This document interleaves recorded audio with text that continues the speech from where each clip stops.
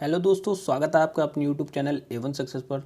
तो सीडीपी की क्लास में बात कर रहे हैं, यानी कि बाल विकास एवं शिक्षा शास्त्र। जो हमारे वस्तुनिष्ठ प्रश्न रहते हैं, 20 क्वेश्चन की ये सीरीज़ रहती है। इसमें हमारी ये डे 19 चल रहा है, यानी कि 19 में ये सीरीज़ स्टार्ट हमारा करेंगे।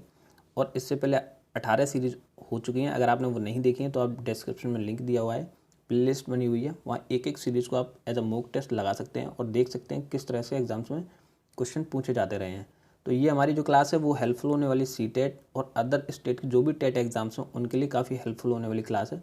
तो लास्ट तक बने रहिए और एक एक क्वेश्चन को देखिए कि किस तरह से एग्जाम्स में पूछे गए क्वेश्चन हैं। ठीक है, तो चलिए बढ़ते हैं पहले क्वेश्चन की तरफ। जो हमारा पहला क्वेश्चन क्या है, पहला क्वेश्चन है हमारा, कुर्टलेविन के अनुसार समूह में जो परिवर्तन होते हैं उन्हें क्या कहा जाता है। ऑप्शन ए है कुर्टलेविन, ठीक है। ऑप्शन ए है परस्परता कहते हैं। ऑप्शन बी है रचनात्मकता कहते हैं। ऑप्शन सी है गतिशीलता कहते हैं। या ऑप्शन डी है संगति कहते हैं। तो क्या कहते हैं, कुर्टलेविन के अनुसार समूह में जो परिवर्तन होते हैं उन्हें क्या कहा जाता है। तो इस प्रश्न का जो राइट आंसर है वो गतिशीलता कहलाएगा। गतिशीलता कहते हैं, यानी कि सी इस प्रश्न का राइट आंसर हो जाएगा। आपने इस क्वेश्चन का क्या आंसर लगाया वो भी आप कमेंट में बताएंगे कि आपने इस क्वेश्चन का आंसर क्या लगाया। अगले क्वेश्चन की ओर बढ़ते हैं। अगला क्वेश्चन है हमारा कि मानसिक स्वास्थ्य और रिक्त स्थान में घनिष्ठ संबंध है। यानी कि मानसिक स्वास्थ्य और किस में घनिष्ठ संबंध है। ऑप्शन ए अभिवृत्ति में, ऑप्शन बी है स्वीकार्यता में, ऑप्शन सी है बचने में, या ऑप्शन डी है समायोजन में। तो इस प्रश्न का जो राइट आंसर हो जाएगा वो ऑप्शन डी हो जाएगा। मानसिक स्वास्थ्य और समायोजन में घनिष्ठ संबंध है, यानी कि समायोजन इस प्रश्न का राइट आंसर हो जाएगा। तो डी इस प्रश्न का सही उत्तर हो जाएगा। और आपने क्या आंसर लगाया वो भी आप कमेंट में बताएंगे। ठीक है, ये हमारा यूपी टेट 2013 में पूछा गया क्वेश्चन था। ठीक है, अगले क्वेश्चन की ओर बढ़ते हैं। अगला क्वेश्चन है बुद्धि के द्विखंड सिद्धांत यानी कि two factor theory of intelligence का प्रतिपादन किसने किया। ऑप्शन ए है स्पीयरमैन ने, ऑप्शन बी है थर्स्टन ने, ऑप्शन सी है गिलफोर्ड ने, और ऑप्शन डी है गैने ने किया। तो इस प्रश्न का जो राइट आंसर हो जाएगा वो ऑप्शन सी हो जाएगा। बुद्धि के द्विखंड का सिद्धांत जो है गिलफोर्ड ने दिया, यानी कि सी इस प्रश्न का राइट आंसर हो जाएगा। ठीक है, सी इसका क्वेश्चन का आंसर हो जाएगा। और आपने क्या लगाया आंसर वो भी आप कमेंट बताएंगे। द्विखंड सिद्धांत यानी कि two factor theory of intelligence. अगले क्वेश्चन की ओर बढ़ते हैं। अगला क्वेश्चन है पूर्व विद्यालय में पहली बार आया बच्चा मुक्त रूप से चिल्लाता है। मुक्त रूप से चिल्लाता है। 2 वर्ष पश्चात वही बच्चा जब प्रारंभिक विद्यालय में पहली बार आता है तो अपना तनाव चिल्लाकर व्यक्त नहीं करता, अपितु उसके कंधे व गर्दन की पेशियां तन जाती हैं। उसके इस व्यवहारिक परिवर्तन का क्या सैद्धांतिक आधार हो सकता है। ऑप्शन ए है विभेद व एकीकरण विकास के लक्षण हैं। ऑप्शन बी है विकास क्रमिक प्रकार से होता है। ऑप्शन सी है विकास निरंतरीय होता है। और ऑप्शन डी है विकास अलग अलग लोगों में विकास भी भिन्न भिन्न रूप से होता है, यानी कि अलग अलग लोगों में विकास भी भिन्न रूप से होता है। तो इस प्रश्न का जो राइट आंसर वो ऑप्शन ए हो जाएगा। विभेद और एकीकरण विकास के लक्षण हैं। ठीक है, तो ए इस क्वेश्चन का राइट आंसर हो जाएगा। और आपने इस क्वेश्चन का क्या आंसर लगाया वो भी आप कमेंट में बताएंगे कि आपने इस क्वेश्चन का क्या आंसर लगाया। अगले क्वेश्चन की ओर बढ़ते हैं। अगला क्वेश्चन है निम्न में से कौन सा कथन सत्य है। तो हमें 4 कथन दिए हुए हैं, उनमें से बताना है कि कौन सा कथन सत्य है। ऑप्शन ए है विद्यालयीकरण का बुद्धि पर कोई प्रभाव नहीं पड़ता। ऑप्शन बी है आनुवंशिक बनावट व्यक्ति की परिवेश की गुणवत्ता के प्रति प्रत्युत्तरात्मकता को प्रभावित करती है। ऑप्शन सी है गोद लिए गए बच्चों का वही बुद्धि लब्धांक होता है जो गोद लिए गए उनके सहोदर भाई बहनों का होता है। और ऑप्शन डी है अनुभव मस्तिष्क के विकास को प्रभावित नहीं करता है। तो इस प्रश्न का जो राइट आंसर हो जाएगा वो ऑप्शन बी हो जाएगा। ऑप्शन बी इस क्वेश्चन का राइट आंसर हो जाएगा कि आनुवंशिक बनावट व्यक्ति की परिवेश की गुणवत्ता के प्रति प्रत्युत्तरात्मक को प्रभावित करता है। ठीक है, तो बी इस क्वेश्चन का राइट आंसर हो जाएगा। और आपने क्या आंसर लगाया वो भी आप कमेंट में बताएंगे कि आपने इस क्वेश्चन का क्या आंसर लगाया। अगले क्वेश्चन की ओर बढ़ते हैं। अगला क्वेश्चन है निम्नलिखित में से कौन सा वायोगात्स्की के सामाजिक सांस्कृतिक सिद्धांत पर आधारित है। तो कौन सा बायोगात्स्की के सामाजिक सांस्कृतिक सिद्धांत पर आधारित है। ऑप्शन ए अंतर्दृष्टिपूर्ण अधिगम। ऑप्शन बी है संस्कृति निरपेक्ष संज्ञानात्मक विकास। ऑप्शन सी है पारस्परिक शिक्षण और ऑप्शन डी है सक्रिय अनुकूलन। तो इस प्रश्न का जो राइट आंसर हो जाएगा वो ऑप्शन सी हो जाएगा, पारस्परिक शिक्षण। ठीक है, तो सी इस क्वेश्चन का राइट आंसर हो जाएगा। क्वेश्चन ये भी पूछ लिया जाएगा कि बायोगात्स्की ने कौन सा सिद्धांत दिया है, तो सामाजिक सांस्कृतिक सिद्धांत बायोगात्स्की का है। तो ठीक है, तो यहीं से क्वेश्चन बनते हैं, क्वेश्चन में से भी क्वेश्चन निकल जाते हैं। ठीक है, तो इस प्रश्न का जो राइट आंसर है सी हमारा उत्तर हो जाएगा सही। अगले क्वेश्चन की ओर बढ़ते हैं। अगला क्वेश्चन है, एक शिक्षिका अपनी कक्षा से कहती हैं सभी प्रकार के प्रदत्त कार्यों यानी कि असाइनमेंट का निर्माण इस प्रकार किया गया है कि प्रत्येक विद्यार्थी अधिक प्रभावशाली ढंग से सीख सके, अतः सभी विद्यार्थी बिना किसी अन्य की सहायता से अपना कार्य पूर्ण करें। वह कोलबर्ग के किस नैतिक विकास के चरण की ओर संकेत दे रही हैं? ठीक है, ऑप्शन ए है पूर्व औपचारिक चरण, 2 वैयक्तिकता और विनिमय, औपचारिक चरण जो कि 4 है कानून और व्यवस्था, चौथा है, और ऑप्शन सी है पर औपचारिक चरण जो कि 5वां चरण है सामाजिक संविदा, और ऑप्शन डी है पूर्व औपचारिक चरण जो कि पहला चरण है वो है दंड और परिवर्जन। ठीक है, तो इस प्रश्न का जो राइट आंसर हो जाएगा वो ऑप्शन बी हो जाएगा, औपचारिक चरण जो कि चौथा चरण है नैतिक विकास का, कोलबर्ग का कानून और व्यवस्था। ठीक है, तो इस क्वेश्चन का जो राइट आंसर ऑप्शन बी हो जाएगा। और आपने इस क्वेश्चन का क्या आंसर लगाया वो भी आप कमेंट में बताएंगे कि आपने इस क्वेश्चन का आंसर क्या लगाया, आपका सही आंसर गया या गलत। ठीक है, अगले क्वेश्चन की ओर बढ़ते हैं। अगला क्वेश्चन है, प्रगतिशील शिक्षा के संदर्भ में निम्नलिखित में से कौन सा कथन जॉन डीवी के अनुसार समुचित है? तो हमें बताना है कि कौन सा कथन जॉन डीवी के अनुसार समुचित है। ऑप्शन ए, कक्षा में विद्यार्थियों का निरीक्षण करना चाहिए न कि सुनना चाहिए। ऑप्शन बी है, कक्षा में प्रजातंत्र का कोई स्थान नहीं होना चाहिए। ऑप्शन सी है, विद्यार्थियों को स्वयं ही सामाजिक समस्याओं को सुलझाने में सक्षम होना चाहिए। और ऑप्शन डी है, जिज्ञासा विद्यार्थियों के स्वभाव में अंतर्निहित नहीं है अपितु इसका कर्षण या संवर्धन करना चाहिए। तो इस प्रश्न का जो राइट आंसर हो जाएगा वो ऑप्शन सी हो जाएगा, विद्यार्थियों को स्वयं के सामाजिक समस्याओं को सुलझाने में सक्षम होना चाहिए। तो सी इस क्वेश्चन का राइट आंसर हो जाएगा। और आपने इस क्वेश्चन का क्या आंसर लगाया वो भी आप कमेंट में बताएंगे कि आपने इस क्वेश्चन का क्या आंसर लगाया। अगले क्वेश्चन को बढ़ते हैं। अगला क्वेश्चन है, निम्नलिखित में से कौन सा आलोचनात्मक दृष्टिकोण बहुबुद्धि सिद्धांत से संबंधित नहीं है? ठीक है, नहीं पूछा गया है, बहुबुद्धि सिद्धांत से संबंधित नहीं है। ऑप्शन ए, इसका कोई अनुभवात्मक आधार नहीं है। ऑप्शन बी है, यह शोध आधारित नहीं है। ऑप्शन सी है, विभिन्न बुद्धियों भिन्न भिन्न विद्यार्थियों के लिए विभिन्न पद्धतियों की मांग करती हैं। ऑप्शन डी है, प्रतिभाशाली विद्यार्थी प्राय एक क्षेत्र में ही अपनी विशिष्टता का प्रदर्शन करते हैं। तो इस प्रश्न का जो राइट आंसर है वो ऑप्शन डी हो जाएगा कि प्रतिभाशाली विद्यार्थी प्राय एक क्षेत्र में ही अपनी विशिष्टता की मांग करते हैं। तो ये नहीं पूछा गया था, इसलिए ये राइट आंसर आपका डी हो जाएगा कि एक ही क्षेत्र में मांग करते हैं, ऐसा नहीं है, कई क्षेत्रों में विशिष्टता की प्रदर्शन करते हैं प्रतिभाशाली छात्र। ठीक है, तो ऑप्शन डी इस क्वेश्चन का राइट आंसर हो जाएगा। और आपका क्या आंसर था वो भी आप कमेंट में जरूर बताएंगे कि आपने क्या आंसर लगाया था। अगले क्वेश्चन की ओर बढ़ते हैं। अगला क्वेश्चन है कि बहुबुद्धि सिद्धांत को वैध नहीं माना जा सकता, क्यों नहीं माना जा सकता बहुबुद्धि सिद्धांत को वैध? ऑप्शन ए, यह सर्वाधिक महत्वपूर्ण सामान्य बुद्धि जी के अनुकूल नहीं है। ऑप्शन बी है, विशिष्ट परीक्षणों के अभाव में बुद्धियों का मापन संभव नहीं है। ऑप्शन सी है, यह सभी 7 बुद्धियों को समान महत्व नहीं देता है।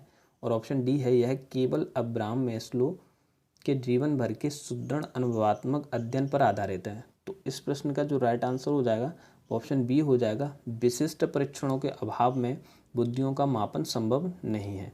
तो बी इस क्वेश्चन का राइट आंसर हो जाएगा। और आपने इस क्वेश्चन का क्या आंसर लगाया था वो भी आप कमेंट में बताएंगे आपने इस क्वेश्चन का क्या आंसर लगाया।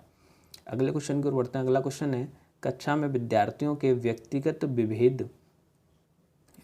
विभेद ऑप्शन ए लाभकारी हैं क्योंकि ये विद्यार्थियों की संज्ञानात्मक संरचनाओं को खोजने में अध्यापकों को प्रवृत्त करते हैं। ऑप्शन बी लाभकारी नहीं है क्योंकि अध्यापकों को वैविध्यपूर्ण कक्षा को नियंत्रित करने की आवश्यकता है। ऑप्शन सी है हानिकारक है क्योंकि इनसे विद्यार्थियों में परस्पर द्वंद्व उत्पन्न होते हैं। और ऑप्शन डी है अनुपयुक्त है क्योंकि वे सर्वाधिक मंद विद्यार्थी के स्तर तक पाठचर्या के स्थानांतरण की गति को कम करते हैं। तो इस प्रश्न का जो राइट आंसर हो जाएगा वो ऑप्शन ए हो जाएगा। कक्षा में विद्यार्थियों के व्यक्तिगत विभेद लाभकारी हैं क्योंकि ये विद्यार्थियों के संज्ञानात्मक संरचनाओं को खोजने में अध्यापकों को प्रवृत्त करते हैं। तो ए इस क्वेश्चन का राइट आंसर हो जाएगा। और आपने इस क्वेश्चन का क्या आंसर लगाया था वो भी आप कमेंट में बताएंगे कि आपने इस क्वेश्चन का क्या आंसर लगाया था। तो इस प्रकार के जो क्वेश्चंस हैं वो हमारे सीटेट में पूछे जाते हैं लैंग्वेज पर आधारित, ठीक है। और यूपी टेट और अदर स्टेट के जो भी टेट एग्जाम्स होते हैं उनमें क्या है कि डायरेक्ट क्वेश्चन ज़्यादा पूछे जाते हैं, ठीक है। तो ए इस प्रश्न का हमारा सही उत्तर होगा। अगले क्वेश्चन की ओर बढ़ते हैं। अगला क्वेश्चन है विद्यालय आधारित आकलन प्रारंभ किया गया था ताकि, किस लिए प्रारंभ किया गया था विद्यालय आधारित आकलन। ऑप्शन ए है विद्यालय अपने क्षेत्रों में विद्यमान अन्य विभिन्न विद्यालयों की तुलना में प्रतियोगिता द्वारा अपनी विशिष्टता का प्रदर्शन करने हेतु अप्रेरित हो सके। ऑप्शन बी है राष्ट्र में विद्यालयी शिक्षा संगठनों की शक्ति का विकेंद्रीकरण किया जा सके। ऑप्शन सी है सभी विद्यार्थियों के संपूर्ण विकास को निश्चित किया जा सके। ऑप्शन डी है विद्यार्थियों की उन्नति की बेहतर व्यवस्था के लिए उनकी सभी गतिविधियों के नियमित अभिलेखन हेतु अध्यापकों को अभिप्रेरित किया जा सके। तो इस प्रश्न का जो राइट आंसर हो जाएगा वो ऑप्शन सी हो जाएगा कि सभी विद्यार्थियों के संपूर्ण विकास को निश्चित किया जा सके, इसलिए विद्यालय आधारित आकलन प्रारंभ किया गया था। तो सी इस प्रश्न का राइट आंसर हो जाएगा। और आपका क्या आंसर था वो भी आप कमेंट में बताएंगे कि आपका इस क्वेश्चन का क्या आंसर था।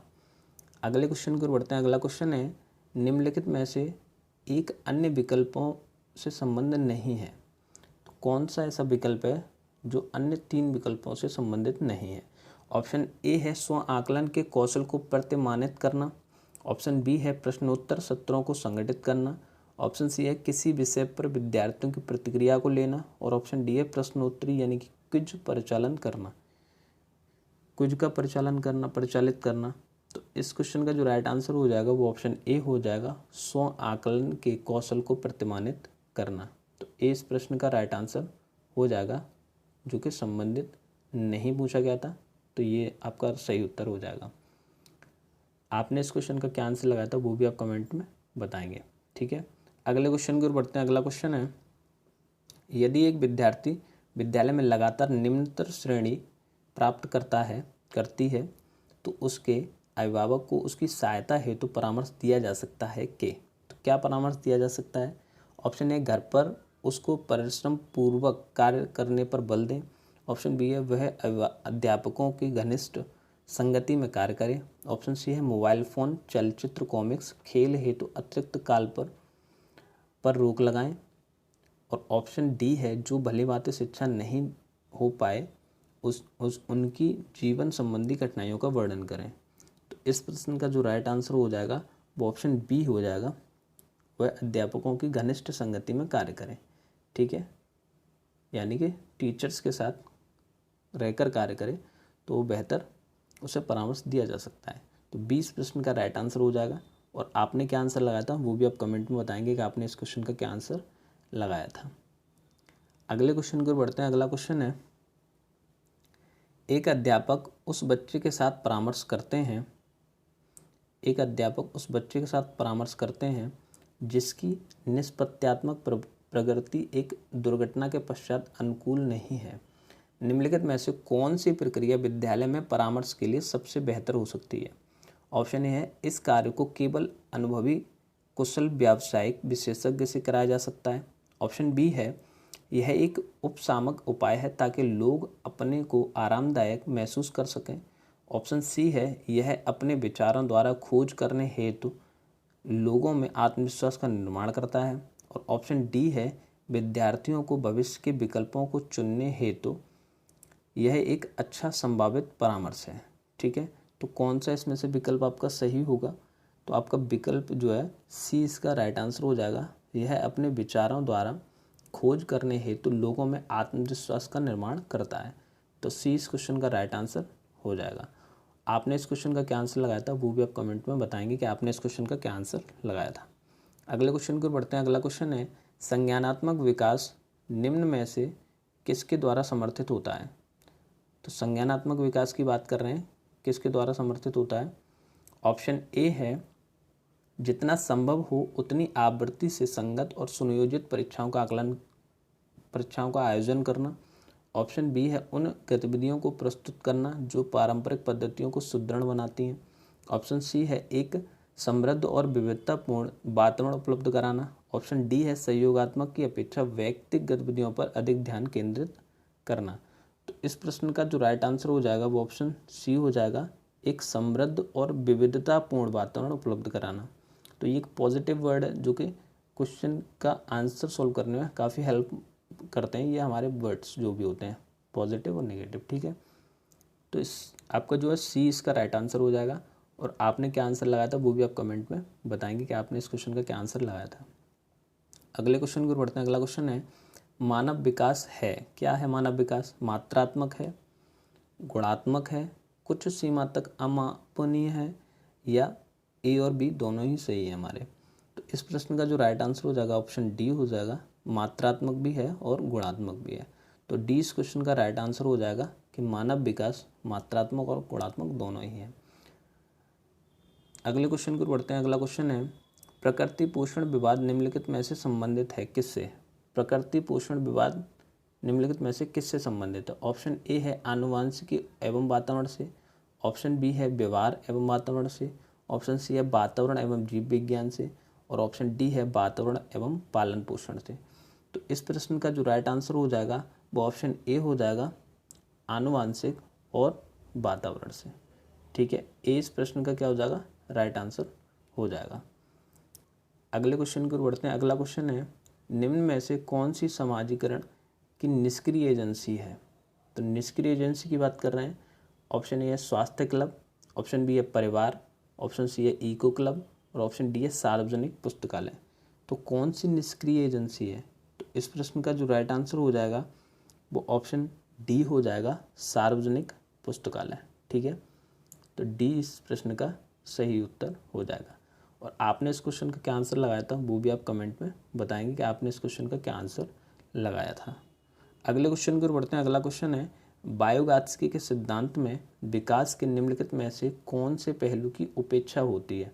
ऑप्शन ए है सामाजिक, ऑप्शन बी है सांस्कृतिक, ऑप्शन सी है जैविक और ऑप्शन डी है भाषिक।